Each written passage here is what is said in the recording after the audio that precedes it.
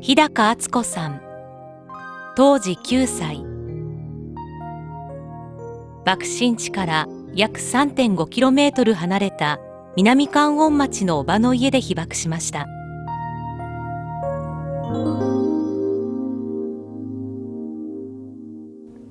豊王子が2畳ぐらいの部屋でしたかね、そこ一つ部屋を作ってもらって施工の電気科に行ってたもんですからね、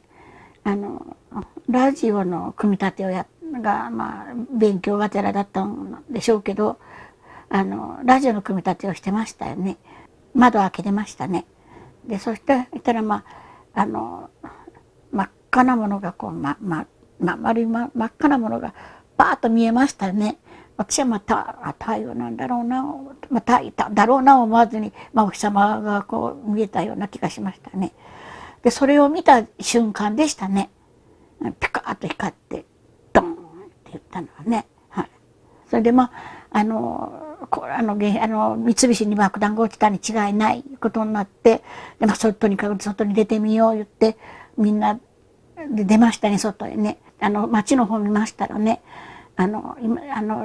子雲ですね、あれがダーッと突っ立ってるのがね、すごく大きなのがすごかったですね、あれはね。それでそれを見て、そして中を火の粉のようなものがこうメラメラメラっとちょうど蛇が舌を出しているような感じで、私にはそういう表現しかできないんですけど、そういうふうに真っ白い雲の中に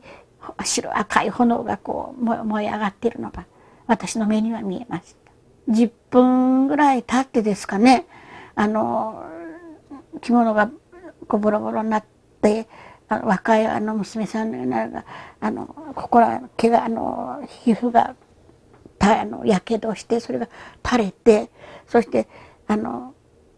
皮膚がこの爪のところからこうぶら下がったようになられた私娘さんでしたけどね、裸足でねこんなんしてね逃げてこられるのが、目はこの辺もこうやけどしてられたですね。何が起こったんだろうか思って、一瞬何も想像もつきませんでしたね。一体何があったんだろう。でそうしながらしてるうちにいろんな人が、そんな人たちがたくさん逃げてこられて、で頃三菱は埋め立てをして後に飛行場になりましたよね。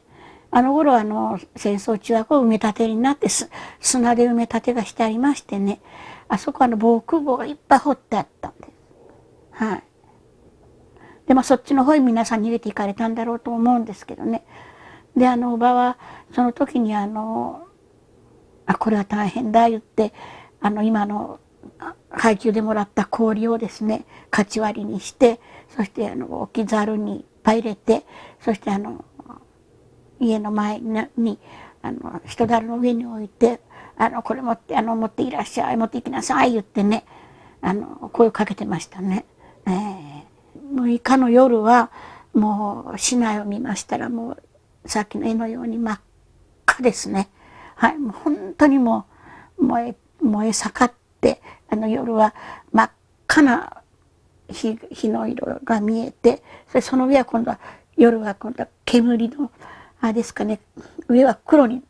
は黒でしたね。はい、で夜が明けましたね、7日。私とおばあちゃんは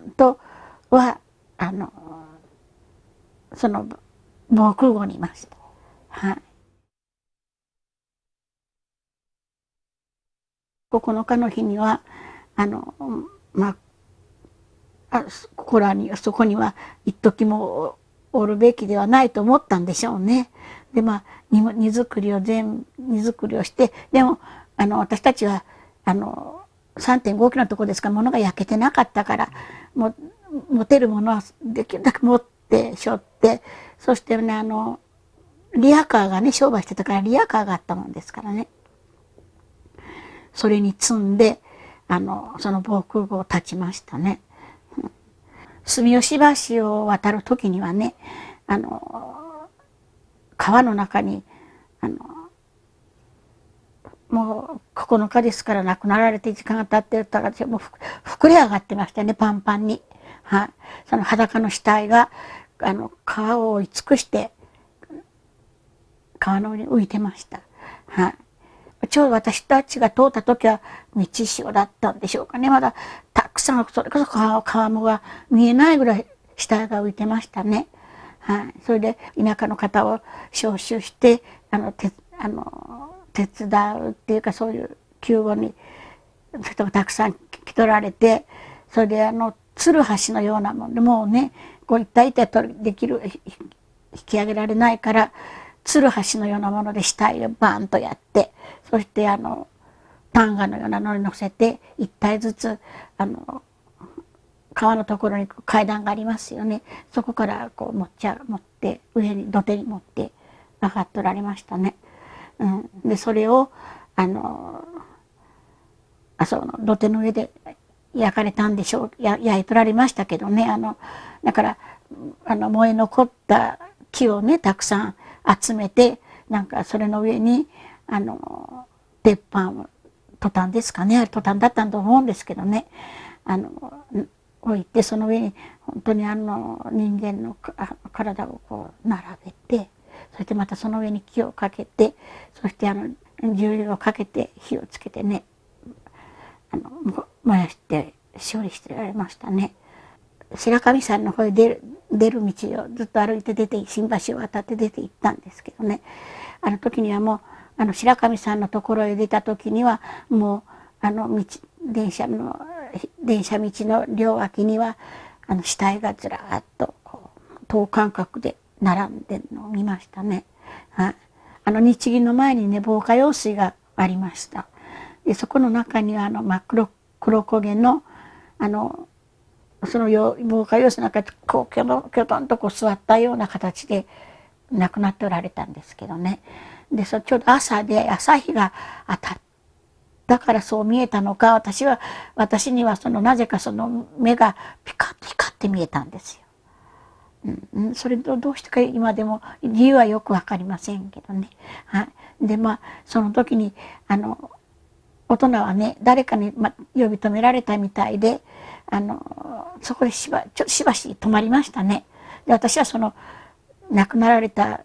黒焦げの人と向き合ってじっとこう見てたんですよね。でなんかその人はなんか私に私のこと忘れんとってねっていうような、忘れんじゃんなよって言われたような気がしましたね。でずっと何十年も経ってこの前その桜隊のところへ行ってお話をさせていただいた時に初めてその話を皆さんの前でさせていただいたんですよね。その時にそれまではずっと私の胸の中にだけとどまってたことを聞いてもらったことで私も随分それで気は楽になりましたけど。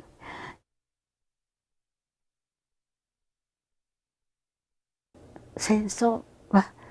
二度としてはいけない。もうとにかく私たちは言葉を持ってるんですから、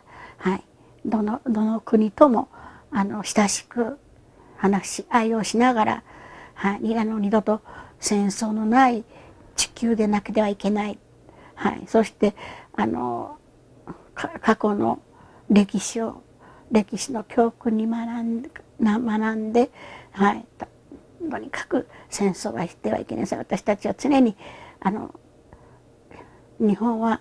今敗戦という辛い思いをしましたけど、憲法9条というのがあって、今の現在まで戦争をしてはいけない、二度と武器を持ってはいけないという憲法のもとに今の平和を保たれているんですか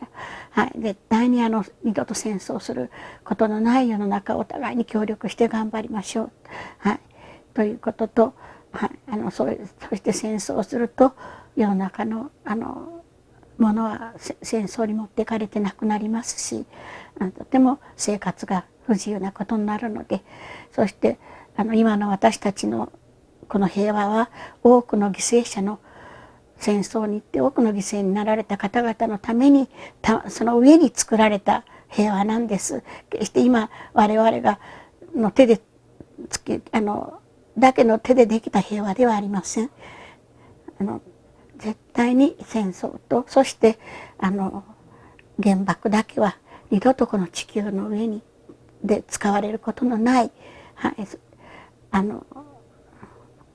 ことでなくようにしていただきたいということをね、そしてみんなで平和を守りましょう。はい、そういうことを常に考えて、私は原爆という辛いそして多くの人が亡くなられましたから、そのためにはそのことを忘れないで、はい、いつまでもこういうことを私たちが語ることで、はい、原爆の辛さを知り、戦争の大変さを